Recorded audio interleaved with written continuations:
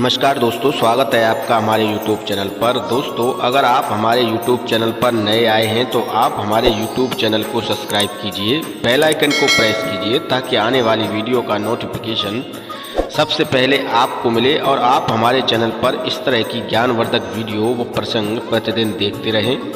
दोस्तों, आज का जो प्रसंग है वो त्रिया चरित्र का प्रसंग है। काफ़ी मोटिवेशनल है और आपको इस प्रसंग से काफ़ी अच्छा ज्ञान मिलेगा।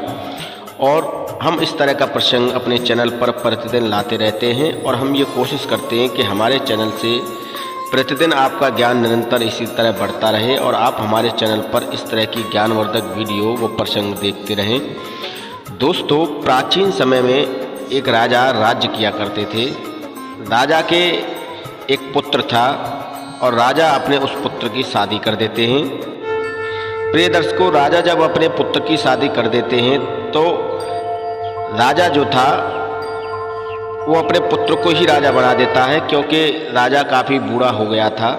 तो अब वो अपनी गद्दी पर अपने बेटे को राजा बनाकर राज तिलक कर देता है। प्रिय दर्शकों, प्राचीन समय में जो राजा हुआ करते थे वो राजा एक शादी कर लेते या दो कर लेते या चार या पाँच या सात, उनसे कोई कहने वाला नहीं था, क्योंकि वो राजा थे, इसलिए वो कितनी भी शादी कर सकते थे। ठीक उसी तरह राजा के बेटे ने भी 7 शादियाँ की और उस राजा के बेटे की 7 रानियाँ थीं। प्रिय दर्शकों, इसके बाद भी राजा का जो लड़का था उसकी उम्र ज़्यादा नहीं थी, तो वो पढ़ाई लिखाई में भी काफ़ी निपुण था। तो वो पढ़ने के लिए गुरुकुल जाया करता था और प्रतिदिन गुरुकुल जाकर अपने गुरु से शिक्षा ग्रहण करता। और एक रोज़ की बात है, जब वो अपने गुरु के पास शिक्षा ग्रहण करने के लिए जा रहा था, तब रास्ते में उसे एक कुएं पर पनिहारन मिली और वो राजा को प्रणाम करने लगी। तो राजा ने कहा कि कहो पनिहारन, कैसी हो? तो राजा ने कहा कि राजा जी मैं ठीक हूँ, आप कैसे हैं? तब राजा ने कहा कि मैं रोज इसी रास्ते से अपने गुरु जी के पास पढ़ाई करने के लिए जाता हूँ। तब पनिहारन ने कहा कि हे राजा जी, अगर आप पढ़ाई करने के लिए जाते हैं तो क्या आप मुझे ये बता सकते हैं कि आप किस चीज़ की पढ़ाई कर रहे हैं? तब राजा ने कहा कि मैं अपने राजकाज की पढ़ाई के अलावा ज्ञान, धर्म और शास्त्र की भी पढ़ाई कर रहा हूँ। तब उस पनिहारन ने कहा कि आपने त्रिया चरित्र पढ़ा है? तब उस राजा ने कहा कि नहीं, ये क्या होता है इसका मुझे नहीं पता। त्रिया चरित्र के बारे में मैंने कभी नहीं पढ़ा और ना ही मेरे गुरुजी ने मुझे त्रिया चरित्र को कभी पढ़ाया है। तब पनिहारन ने कहा कि ठीक है, तो आप अपने गुरुजी से जाके कहना कि वो आपको त्रिया चरित्र अवश्य पढ़ाएं। प्रिय दर्शकों, राजा उस पनिहारन से कहता है कि तुम चिंता न करो, मैं आज ही अपने गुरुजी से जाके त्रिया चरित्र के बारे में बात करूँगा। अब आगे राजा जो थे वो अपने गुरुकुल के लिए अपने गुरुजी के पास जाने के लिए प्रस्थान करते हैं। तो जब वो अपने गुरुजी के पास पहुंच जाते हैं तो गुरुजी से त्रिया चरित्र की जानकारी लेते हैं। तो गुरुजी ने कहा कि बेटे, त्रिया चरित्र पढ़ना काफ़ी कठिन होता है और इसमें जान भी जा सकती है, इसलिए तुम त्रिया चरित्र ना पढ़ो तो ही अच्छा है। पर राजा की जिद की वजह से गुरुजी को झुकना पड़ा और गुरुजी उस राजा को त्रिया चरित्र पढ़ाने के लिए तैयार हो गए। त्रिया चरित्र जब पढ़ाने के लिए तैयार हो गए तो गुरुजी ने राजा को एक यंत्र दिया और राजा से कहा कि यह यंत्र तुम अपने पास रखो, इस यंत्र की तुम्हें ज़रूरत पड़ेगी और इस यंत्र को जब तुम लगा लोगे तो तुम्हें कोई पहचान भी नहीं पाएगा। राजा जो था वो काफ़ी समझदार था, वो उस यंत्र को अपने कानों में लगा लेता है। गुरुजी ने कहा इस यंत्र को लगाकर तुम पूर्व दिशा की तरफ जाना। प्रिय दर्शकों, राजा उस यंत्र को लगाकर पूर्व दिशा की तरफ प्रस्थान करता है। जब वो राजा उस पूर्व दिशा की तरफ प्रस्थान करता है तो राजा देखता है कि जो पनिहारन उसे रास्ते में मिली थी वो पनिहारन खाना लेकर आधी रात के पहर जंगल की तरफ जा रही है। राजा उसके पीछे पीछे चल देता है यह देखने के लिए कि ये पनिहारन खाना लेकर कहाँ जा रही है। तभी वो देखता है कि वो पनिहारन जंगल में एक आश्रम बना हुआ था, उस आश्रम में एक साधु रहता था, उस साधु के पास जा रही थी। राजा जब ये देखता है तो उसके पीछे पीछे जाता है और उस आश्रम के पास जाकर खड़ा हो जाता है। प्रिय दर्शकों, जब वो राजा उस आश्रम तक पहुंच जाता है तो वो देखता है कि वो पनिहारन एक संत के लिए खाना लेकर जा रही थी और उस संत से जाकर कहती है कि ये लीजिए महाराज, भोजन ग्रहण कीजिए, आज हम आपसे आखिरी बार मिलने के लिए आए हैं। तब उस संत ने उस पनिहारन से पूछा कि ऐसा क्यों कह रही हो? तो पनिहारन ने कहा कि मेरा विवाह हो चुका है और मेरे पति मुझे लेने के लिए आए हैं, इसलिए मैं आज अपने पति के साथ ससुराल जाना है। तब उस संत ने उस पनिहारन से कहा कि अगर तुम्हें अपने ससुराल ही जाना है तो हमारे पास क्यों आई हो, हमारे पास क्या लेने आई हो? तब उस पनिहारन ने कहा कि हे महाराज, मैं आपसे बहुत प्रेम करती हूँ और मैं आपके बिना जीवित नहीं रह सकती और मेरा आपके बिना मन नहीं लगता है, इसलिए मैं आपसे मिलने आई हूँ। ससुराल जाना भी मेरी एक मजबूरी है। प्रिय दर्शकों, इसके बाद संत कहता है कि बात तुम्हारी सही है, तुम ऐसा करो, मैं तुम्हें एक चाकू देता हूँ और इस चाकू से अपने पति की गर्दन काटकर मेरे पास लेकर आओ। जो हमारे बीच में रोड़ा बन रहा है उसे मार डालो, उसे ख़त्म कर दो और मैं तुम्हें अपने पास रख लूँगा, अपनी पत्नी बना लूँगा। ऐसा जो है वो संत उस लड़की से कहता है और उसे एक बड़ा सा चाकू देता है और वो पनिहारन उस चाकू को लेकर घर आ जाती है। राजा ये सब दृश्य अपनी आंखों से देख रहा था, पर राजा को कोई इसलिए नहीं देख पाया क्योंकि राजा के कान में यंत्र लगा हुआ था। और वो पनिहारन उस चाकू से अपने पति की गर्दन काट देती है और गर्दन काट कर वो साधु महाराज जी के पास पहुंचती है। साधु महाराज देखकर हैरान हो जाते हैं और वो उस पनिहारन को बोलते हैं कि तुम यहाँ से अभी और इसी वक्त चली जाओ, जब तुम अपने पति की नहीं हुई तो मेरी क्या होगी। और वो साधु महाराज उस पनिहारन को धक्के मारकर अपने आश्रम से बाहर निकाल देता है। उस पनिहारन को अपने किए पर काफ़ी पछतावा होता है, काफ़ी दुख होता है कि उसने एक अनजाने में अपने पति की हत्या कर दी। इस कारनामे को वो राजा अपनी आंखों से देख रहा था।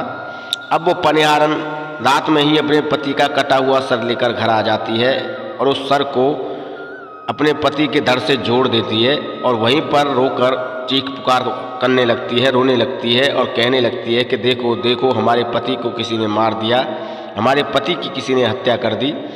मोहल्ले वाले जो थे, वो गांव वाले थे, वो एकत्रित हो जाते हैं और सभी शोक व्याप्त करने लगते हैं।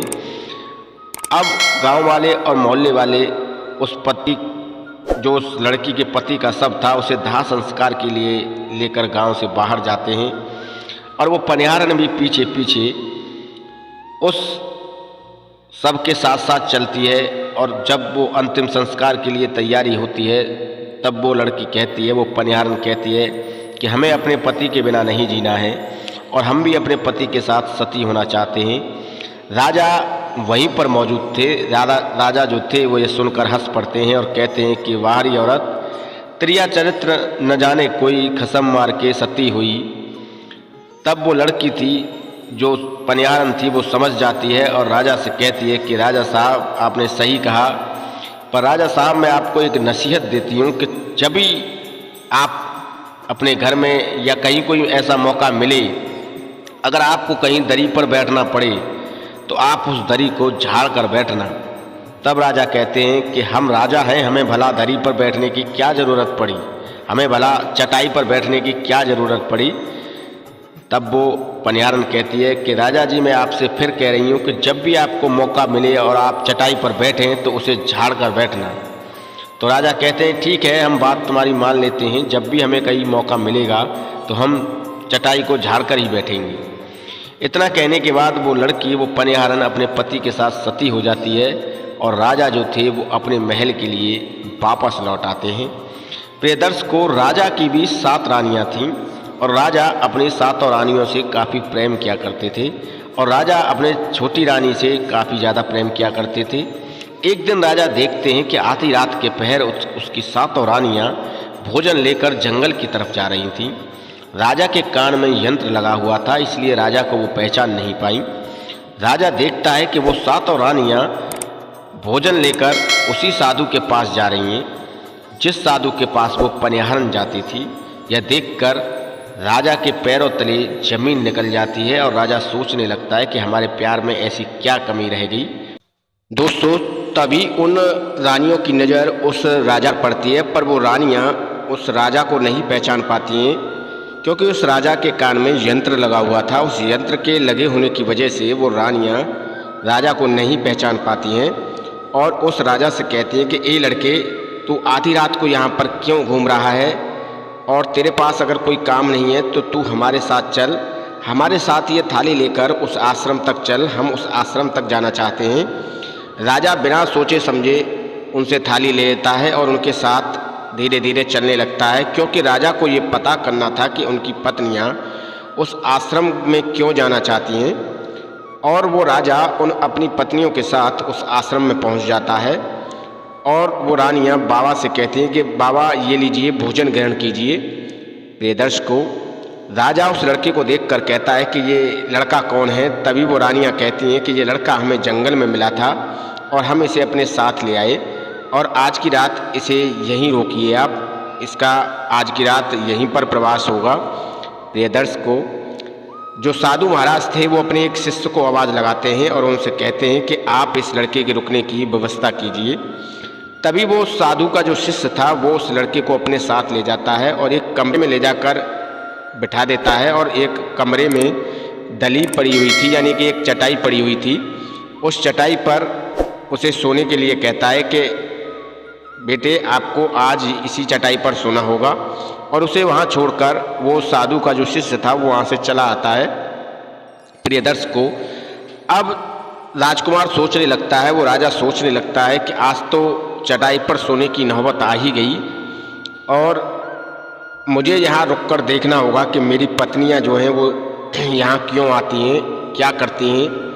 प्रिय दर्शकों, तभी राजा को उस पनिहारन की बात याद आ जाती है। उस पनिहारन ने राजा से कहा था कि राजा साहब, कभी भी अगर आपको मौका मिले, अगर आपको कभी भी चटाई पर सोने का या बैठने का मौका मिले तो उसे झाड़ कर ही बैठना, झाड़ कर ही सोना। राजा कहता है कि चलो आज इस चटाई को झाड़ कर ही देखते हैं और देखते हैं कि इसमें क्या रहस्य छुपा हुआ है। प्रिय दर्शकों, जब वो राजा उस चटाई को झाड़ता है तो राजा जैसे ही चटाई उठाता है राजा के होश उड़ जाते हैं, राजा के पैरों तले जमीन निकल जाती है, क्योंकि उस चटाई के नीचे एक काफ़ी गहरा कुआं था। उसमें काफ़ी लोग उस साधु ने कैद कर रखे थे, उन साधु ने उन लोगों को बंदी बना रखा था। जब वो राजा उस कुएं में झाँक कर देखता है तो देखता है कि उसमें काफ़ी सारे लोग हैं। तो उनमें से एक व्यक्ति ने राजा को पहचान लिया और कहता है कि राजा साहब, आप यहाँ कैसे आ गए, आप यहाँ कैसे फंस गए।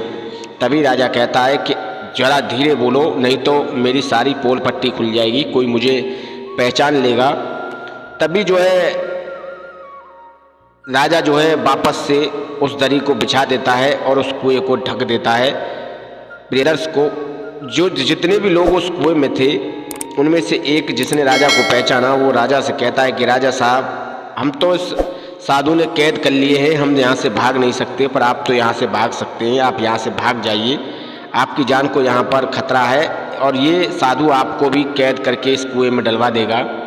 प्रियदर्श को वो साधु की बात उस राजा को बताते हैं और राजा उस दरी को वापस उस कुएं के ऊपर ढक देता है।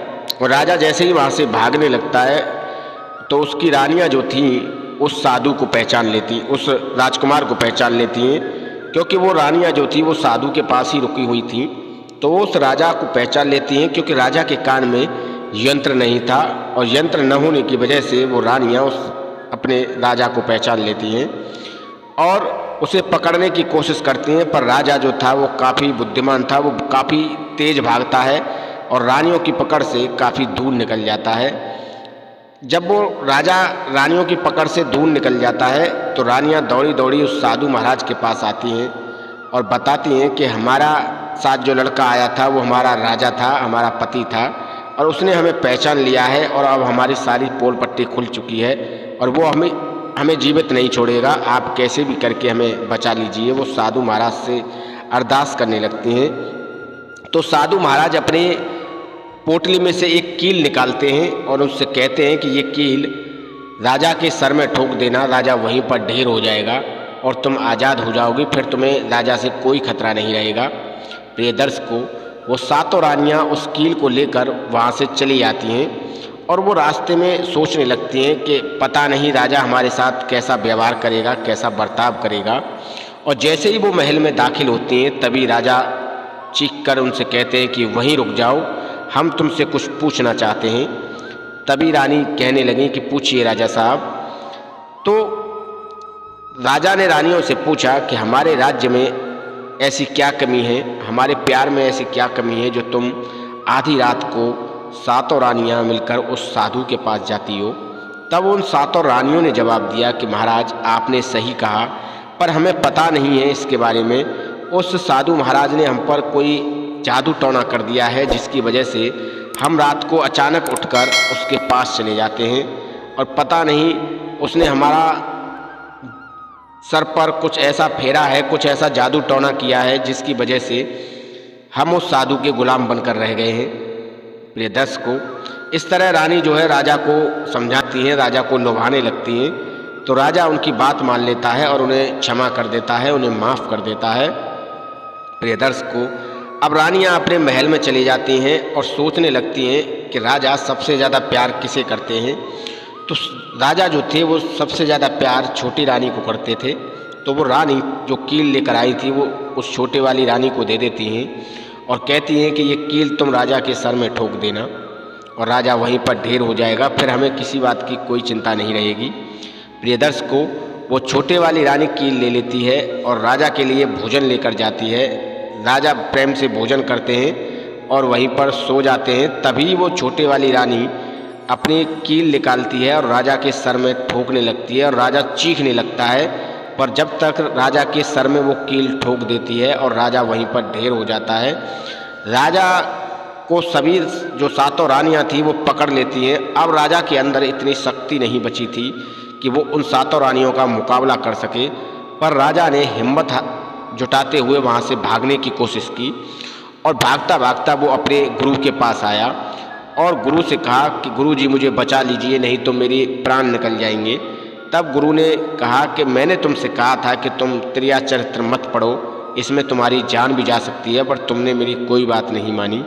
तब राजा ने कहा कि गुरु जी ये समय बहस करने का नहीं है, मुझे क्षमा कर दीजिए, मुझसे बहुत बड़ी भूल हो गई, पर आप मुझे बचा लीजिए। तब गुरु जी कहते हैं कि नहीं, मैं तुम्हें नहीं बचा सकता, पर मैं कुछ तुम्हें उपाय बता सकता हूँ। प्रिय दर्शकों, जब उस गुरुजी ने राजा के सर में कील लगी हुई देखी तो राजा की कील को देखकर गुरुजी फौरन समझ गए कि उस साधु महाराज ने यह कील रानियों से ठुकवाई है जिससे कि राजा की मृत्यु हो जाए। अब वो राजा अपने गुरुजी से बार बार अपनी जान की भीख मांग रहा था। तब गुरुजी ने कहा कि हम तुम्हें बचा तो नहीं सकते, पर हम तुम्हें तोता बना सकते हैं और तोता बनाकर तुम एक दूसरे राज्य में चले जाना। एक सुखवाद नाम का राज्य है, उस राज्य में उस साधु का जादू टोना काम नहीं करेगा और तुम आराम से वहीं पर रहना। जब तुम्हें कोई ज़्यादा प्रेम करने वाली स्त्री मिल जाएगी, कोई महिला मिलेगी, तो तुम पुनः राजकुमार बन जाओगे। प्रिय दर्शकों, राजकुमार इस बात पर सहमत हो जाता है और गुरुजी उस राजा को तोता बना देते हैं और वो राजा जो था वो तोता बनकर उस सुखवाद नगर में पहुंच जाता है और वहीं पर अपना जीवन यापन करने लगता है। प्रिय दर्शकों, अब रानियों को चिंता होने लगी कि राजा हमारी पकड़ से दूर चला गया और राजा की पता नहीं मृत्यु हो पाई है या नहीं हो पाई है। वो दौड़ी दौड़ी उस साधु महाराज के पास जाती हैं और पूरी कहानी साधु महाराज को बताती हैं और साधु महाराज से कहते हैं कि महाराज आप अपनी जादू की पोटली निकाल कर देखिए कि इस समय हमारे राजा कहाँ पर हैं। जब वो साधु जादू की पोटली निकाल कर देखता है तो वो देखता है कि राजा जो था वो एक तोता बन चुका है और तोता बनकर सुखवाद नगर में अपना जीवन यापन कर रहा है। तो वो रानियों से कहता है कि तुम्हारे पति को उसके गुरुजी ने, राजा जो था उसका एक गुरुजी है, उसने तोता बना दिया है। अब तुम कुछ बहेलियों का इंतजाम करो और उस तोते को पकड़कर अपने यहाँ मंगवाओ और फिर उसे तुम मार देना, इस तरह तुम्हें मुक्ति मिल जाएगी। प्रिय दर्शकों, अब वो रानियाँ अपने महल आती हैं और ढिढोरा पिटवाती हैं और सभी बहेलियों को इनाम देने की घोषणा करती हैं कि जो हमें तोता ला कर देगा हम उसे 5 सोने के सिक्के देंगे। यह सुनकर सभी बहेलियाँ जो थे वो अन्य राज्यों में निकल जाते हैं और तोता पकड़ पकड़ कर लाते हैं और रानियों को देते हैं और रानियां उन तोतों को पकड़कर उनकी गर्दन मरोड़ देती और मार देती उन्हें और बदले में बहेलियों को 5 सोने की मोहरें दे देती। इस तरीके से उन रानियों ने काफ़ी तोते मंगवा लिए और काफ़ी तोते मार दिए, पर जो राजा था वो अभी भी उनकी पकड़ से काफ़ी दूर था। दोस्तों, इधर जो राजा तोता बन गया था वो राजा सुखवात नगर में कुछ तोतों के साथ जाकर रहने लगता है। एक पेड़ पर कुछ तोते रहते थे, उन तोतों के साथ वो राजा जो तोता बन गया था वो वहाँ पर जाकर रहने लगता है और उन्हें बड़ी अच्छी अच्छी और ज्ञान की बातें बताता है। और सभी तोता जो थे उसकी ज्ञान की बातों को अत्यंत ध्यान से सुना करते थे और उसे अपना गुरु मानने लगे थे, क्योंकि तोता जो राजकुमार तोता बन चुका था वो काफ़ी अच्छी अच्छी ज्ञान की बात बताता था और सभी तोतों से उसकी अच्छी मित्रता हो गई थी। इधर एक बहेलिया तोतों की तलाश में सुखवात नगर पहुंचता है और उस पेड़ पर पहुंचता है जहां पर वो राजकुमार तोता बनकर रहता था। और वो बहेलिया देखता है कि यहाँ पर बहुत सारे तोता हैं, अगर मैं इन सबको ले जाकर रानी को दे दूँ तो मुझे इन तोताओं के बदले काफ़ी सोने की मुद्राएं मिल जाएंगी, काफ़ी सोने के सिक्के मुझे मिलेंगे। ऐसा जो है वो बहेलिया सोचने लगता है। अब बहेलिया के दिमाग में एक प्रश्न आता है कि मैं इन सभी तोताओं को लेकर एक साथ कैसे जाऊंगा और इन सभी तोताओं को एक साथ कैसे पकड़ सकता हूं। तो आपकी जानकारी के लिए बता दें कि हर पेड़ पर प्राकृतिक गोंद निकलता है जिससे हम चिपकाने का कार्य करते हैं।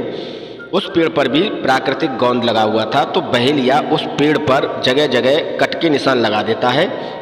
जब वो तोता वहाँ से उड़ गए थे तो बहेलिया उनके बाद में उस पेड़ पर कट का निशान लगा देता है जिससे कि गोंद बाहर निकल आता है। और जब वो सभी तोता वापस आते हैं तो उनके पैर उस गोंद में चिपक जाते हैं और सभी तोते उस पेड़ के गोंद में चिपक कर रह जाते हैं, क्योंकि जगह जगह कट लगे हुए थे, गोंद निकला हुआ था।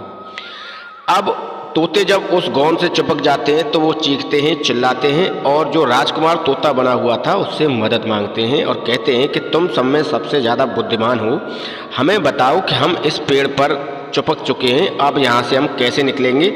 अगर हम यहाँ से जल्द ही नहीं निकले तो सुबह बहेलिया आएगा और हमें ले जाएगा और ले जाकर हमें कहीं न कहीं मार देगा, इसलिए हमें उसके आने से पहले यहाँ से निकलने का कोई ना कोई रास्ता खोजना चाहिए।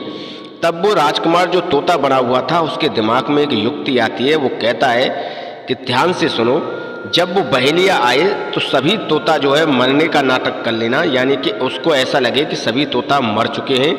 ऐसी कंडीशन में वो सभी तोताओं को यहाँ से छुड़ा कर नीचे डाल देगा और जब सभी तोता यहाँ से छूटकर नीचे गिर जाए तब एक साथ सभी उड़ जाना और इस तरीके से सभी की जान बच जाएगी। सभी तोताओं ने यही निर्णय लिया। अगले दिन जब बहेलिया आया तो उसने देखा कि सभी तोता मृत पड़े हैं, यानी कि सभी तोता मर चुके हैं। अब वो बहेलिया सोचने लगा कि मैं इन मरे हुए तोताओं का क्या करूँगा, इससे तो अच्छा है कि मैं इन सभी को निकाल कर नीचे फेंक देता हूँ। तभी वो बहेलिया उस पेड़ पर चढ़ा और पेड़ पर चढ़कर उन सभी तोताओं को निकाल कर नीचे फेंकने लगा। जब एक तोता वहाँ पर बचा और वो तोता सिर्फ वही बचा हुआ था जो राजकुमार था, वही तोता उस पेड़ पर बचा हुआ था।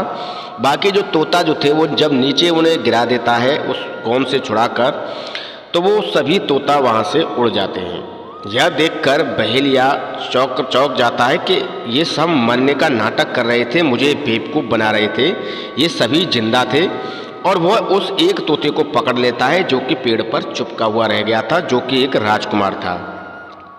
प्रियदर्श को इसके बाद वह उस तोता को लेकर चलने लगता है और कहता है कि तुम्हारा मुझे अच्छा मूल्य मिलेगा। मुझे रानियों ने 5 सिक्के देने का वादा किया है कि एक तोता के बदले वो मुझे 5 सोने के सिक्के देंगी।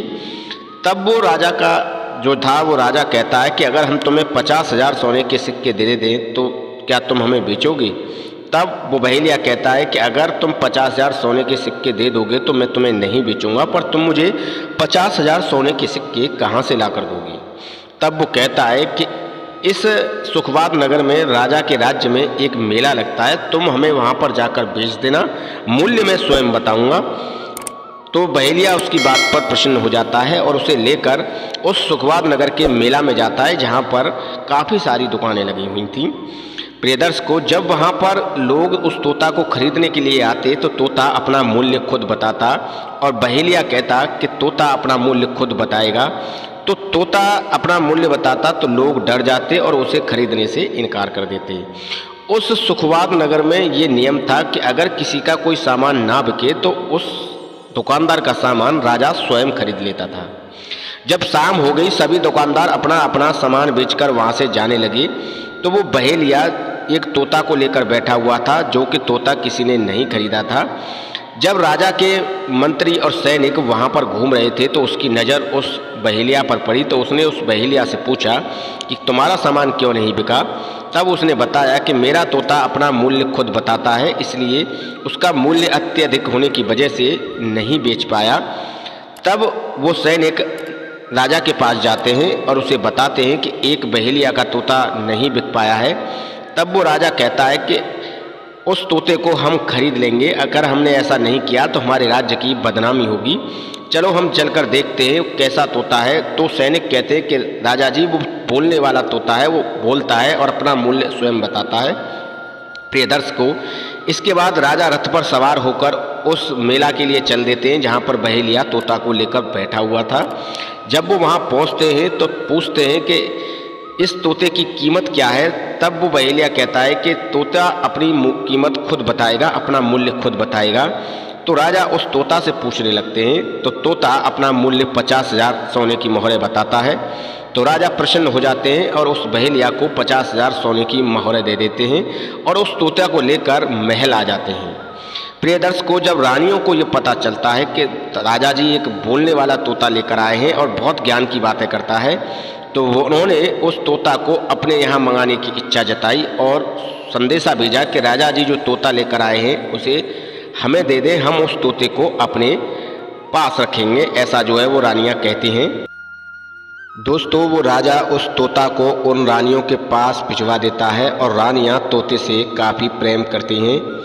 राजा की जो रानियाँ थी उस तोते को वो अपनी एक बेटी को दे देती हैं कि तुम इसकी देखभाल करोगी, इसे नहलाना और इसे अपने पास रखना, इसे दाना खिलाना, ये आपकी जिम्मेदारी होगी।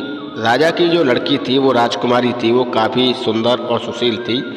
वो उस तोता को अपने पास ही रखती है, उसे रोज़ नहलाना, उसकी देखभाल करना और सभी कार्य वो जो है राजा की लड़की अच्छे से करती। एक दिन राजा की लड़की तोते को नहला रही थी, तो उसने देखा कि उस तोते के सर में एक कील लगी हुई है। तो वो उस कील को जैसे ही निकालती है तो वो राजा के रूप में आ जाता है, यानी कि वो तोता से पुनः राजा बन जाता है, क्योंकि उसके गुरु ने कहा था कि जब कोई स्त्री तुमसे प्रेम करेगी और इस कील को निकालेगी तो तुम पुनः राजा बन जाओगी। यह देखकर वो लड़की चौंक जाती है और डर जाती है। तब वो राजा जो था वो पूरी कहानी उस लड़की को बताता है। लड़की वापस से उस कील को उसके सर में घुसा देती है और वो फिर से तोता बन जाता है। इधर राजा की जो पत्नियां थीं, सातों पत्नियां राजा को तलाश रही थी। जब वो राजा कहीं नहीं मिलता है तो वो उस साधु के पास जाती हैं और कहती हैं कि हे साधु जी महाराज, हमारे पति तो हमें नहीं मिल रहे हैं और पता नहीं उनकी मृत्यु भी हुई है या नहीं है, आप अपनी पोटली निकाल कर देखिए। जब वो साधु अपनी पोटली निकाल कर देखता है तो वो देखता है कि राजा जो तोता बन गया था वो सुखवाद नगर के राजा के महल में तोता बनकर रह रहा है। तो यह देखकर साधु महाराज उन रानियों से कहता है कि तुम्हारा पति अभी मरा नहीं है, वो अभी जिंदा है और वो सुखवाद नगर के राजा के यहाँ पर तोता बन के रह रहा है। अब हमें नृत्य कला सीखनी होगी और अब हम नृत्य कला सीखेंगे। नृत्य कला सीखने के बाद हम उस राजा के पास जाएंगे और वहाँ अपना नृत्य का प्रदर्शन करेंगे और इसके बाद राजा से बदले में उस तोते को मांग लेंगे और फिर हम उसे मार देंगे। इस तरीके से उस राजा की मृत्यु हो जाएगी। ऐसा जो है वो साधु महाराज अपनी रानियों, राजा की रानियों से कहता है। अब वो राजा के यहाँ पर नृत्य करने के लिए जाते हैं, क्योंकि साधु महाराज उन सातों रानियों के साथ नृत्य कला सीख चुका था। तो वो अब उस राजा के पास जाते हैं और राजा से अपने नृत्य का प्रदर्शन करने के लिए कहते हैं। राजा लोग जो थे वो नाचने गाने के बहुत शौकीन थे, नाच और नृत्य देखने के बहुत शौकीन थे। तो वहाँ पर वो अपना नृत्य दिखाते हैं और गाना गाते हैं। इसकी आवाज़ उस तोता के कान में पहुँचती है। जो राजा था जो कि तोता बन गया था, उसके कान में उनकी आवाज़ पहुँचती है। तो वो फ़ौरन समझ जाता है कि मेरी सातों रानियाँ और वो साधु यहाँ पर नृत्य करने के लिए आए हुए हैं और बदले में वो मुझे राजा से मांग लेंगे और फिर मेरी मृत्यु हो जाएगी। जब राजकुमारी उस तोते के पास आती है तो वो राजकुमारी को पूरी बात बता देता है राजकुमारी समझ जाती है और वो राजकुमारी से कहता है कि देखो, अगर तुम्हारे पिता नृत्य के बदले में मुझे उन्हें दें तो आप ऐसा मत होने देना, नहीं तो मेरी मृत्यु हो जाएगी, वो लोग मुझे मार देंगे। रानी राजा की जो लड़की थी वो समझ जाती है। अब नृत्य पूरा होने के बाद वो साधु महाराज का नृत्य देखकर और उन रानियों का नृत्य देखकर राजा खुश हो जाते हैं और कहते हैं कि बताओ तुम्हें क्या चाहिए। तब वो साधु महाराज कहता है कि मुझे आप वो तोता दे दीजिए जो आपके पास में है। राजा कहता है ठीक है। राजा अपने सैनिकों को आदेश देता है कि हमारे रानियों के पास जो तोता है उस तोता को लाकर इन्हें दे दीजिए। राजा के सैनिक उस तोता को लेने के लिए जाते हैं, पर राजकुमारी उनसे मना कर देती है। सैनिकों के लाख समझाने के बाद भी वो तोता नहीं देती है और कहती है कि जाइए, आप हमारे पिता को ही हमारे पास भेजिए। इसके बाद राजा को आकर सैनिक बताते हैं कि राजकुमारी ने तोता नहीं दिया है, तो राजा क्रोधित हो जाते हैं और वहाँ से महल के लिए प्रस्थान करते हैं और राजकुमारी से उस तोता को मांगते हैं, पर राजकुमारी राजा से भी मना कर देती है। इसके बाद राजकुमारी राजा से कई बार मना करती है और राजा नहीं मानते हैं, तो राजकुमारी उस तोता का जो पिंजरा था उस पिंजरे को ज़मीन पर फेंक देती है और पिंजरा टूट जाता है। और इसके बाद जो राजकुमार तोता बना हुआ था वो एक चावल के दाने में परिवर्तित हो जाता है, यानी कि एक चावल का दाना बन जाता है। वहाँ पर चावल के और भी दाने पड़े हुए थे। यह देखकर वो साधु भी कबूतर बन जाता है और उन चावल के दानों को चुगने लगता है। राजा ये सब अपनी आंखों से देख रहा था। जब एक दाना चावल का बचा जो कि राजकुमार चावल बना हुआ था, जैसे ही कबूतर उसे खाने की कोशिश करता है तभी वो राजकुमार जो चावल का दाना बना हुआ था वो बाज बन जाता है और बाज बनकर उस कबूतर पर झपटता है और एक ही बार में उस कबूतर को मार देता है। राजा ये सब अपनी आंखों से देख रहा था और बड़ा आश्चर्यचकित था। इसके बाद वो पुनः राजकुमार के वेश में आ जाता है, क्योंकि उस साधु की मृत्यु हो जाती है और वो पूरी कहानी जो राजा तोता बना हुआ था वो राजा को बताते हैं और राजा की लड़की जो राजकुमारी थी वो भी पूरी बात राजा को बताती है। उनका राजा खुश हो जाता है और वो जो राजकुमार जो तोता बना हुआ था वो राजा से उस रानी से विवाह करने का प्रस्ताव रखता है। तो राजा अपनी राजकुमारी से पूछते हैं, अपनी लड़की से पूछते हैं, तो लड़की इस बात के लिए हाँ कर देती है और कहती है कि मैं भी इनसे विवाह करना चाहती हूँ। तो राजा विवाह की अनुमति दे देते हैं और दोनों की शादी करा दी जाती है। अब राजा अपनी रानी को लेकर अपने नगर वापस लौटता है और उन सातों रानियों को अपने दरबार में पेश कराता है और उन सातों रानियों को कारावास में डलवा देता है और उन्हें कठोर दंड देकर उन्हें कारावास भुगतने के लिए आदेश जारी कर दिया जाता है। दोस्तों, ये थी त्रियाचरित्र की एक ऐसी कहानी जो हमने आपको इस वीडियो में बताई। हालांकि सब महिलाएं एक जैसी नहीं होती हैं, कुछ महिलाएं अपने स्वार्थ के लिए किसी भी हद तक जा सकती हैं। हमारा इस वीडियो का मोटिव ऐसा कतई नहीं है कि किसी महिला की भावना को ठेस पहुंचाई जाए। ये कहानी सिर्फ आपके एजुकेशन पर्पज के लिए है। आप सतर्क रहें, सावधान रहें। दोस्तों, हम उम्मीद करते हैं वीडियो अच्छा लगा होगा। वीडियो अच्छा लगा हो तो लाइक कीजिए, शेयर कीजिए। धन्यवाद, नमस्कार।